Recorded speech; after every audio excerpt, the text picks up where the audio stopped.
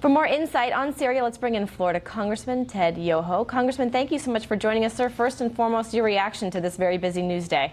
Well, first, thanks for having me on. And on this busy day, you know, we've watched Assad use chemical weapons over there for the last 7 years, on and off. Something had to be done from a humanitarian standpoint.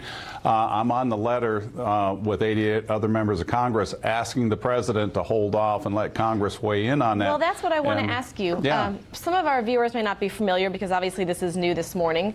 Can you explain to us, you're partnered with 88 lawmakers. This is a bipartisan letter. Can you explain to us what it requests? Yeah, it says that the Congress has the right to declare war. It's our responsibility. The president can use Article 2 reasoning when we're in imminent threats and attacks and things like that. Sir, respectfully, when's the last time a president declared war? Was it World War I? World War II. World War II. World War II. How is many the last conflicts time. have we been involved in since then?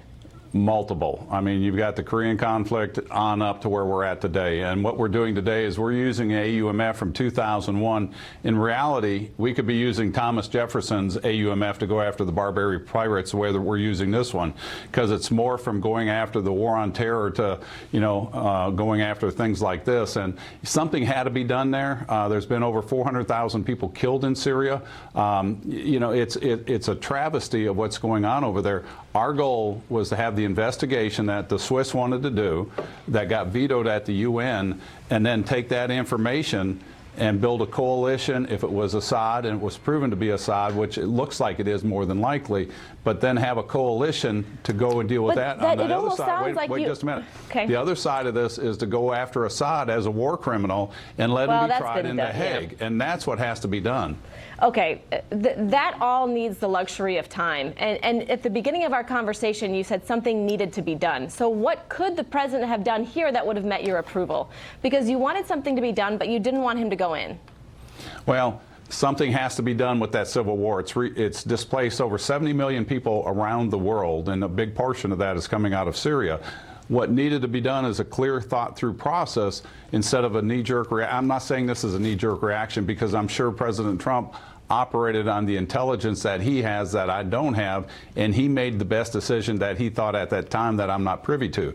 But I would think that after the last strike back in April of last year, that we would have a better strategy moving forward, and this is going to happen again. So what are we going to do to prevent this? And this is where I think if Assad, he should be tried on war crimes, and he should be held in front of the criminal court and then dealt with accordingly, and then help the Syrian people bring a stable government in there to heal the Syrian country, so that people can start going back to Syria, so that we can get a resolution to this instead of United States going in there.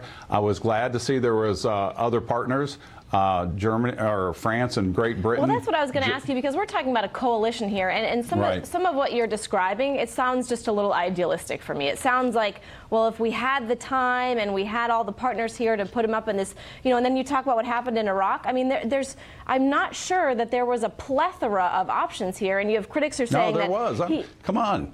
This has been going on for 7 years. There's 400,000 people that have been killed, almost 500,000. It's a quagmire what's going on there. I mean, it is a quagmire, no doubt about it. But you've got Turkey in there, you've got Iran in there, you've got Russia in there, you've got us in there, and they all have competing interests and goals. There's not a clear-cut goal. So, you know, to rush in there on chemical weapons, yes, it's atrocious. Yes, there's over 180 countries that have signed on to the Chemical Weapons Convention condemning these things. Where are the other 176 countries being involved in bringing this to an end? So is it more important to go after people that use chemical weapons? What about the other 400,000 have been killed conventionally? That's just as egregious. And so this is something that affects all nations around the world because of the refugee crisis that it's created. 70 million people plus are displaced around the world, and it didn't happen because of the chemical weapon strikes. Yes, that was a part of it. But there's a lot bigger picture here that we need to bring this to a resolve for the rest of the world. All right, Congressman Yoho, I'll leave you with the last word. Thank you, sir, for joining us. We appreciate it.